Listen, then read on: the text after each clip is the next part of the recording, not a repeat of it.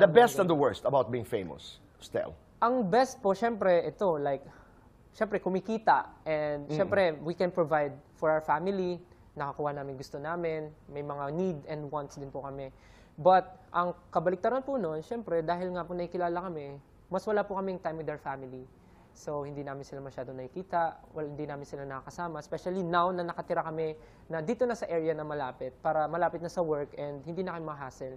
And other thing po is, wala na po kaming freedom to go outside.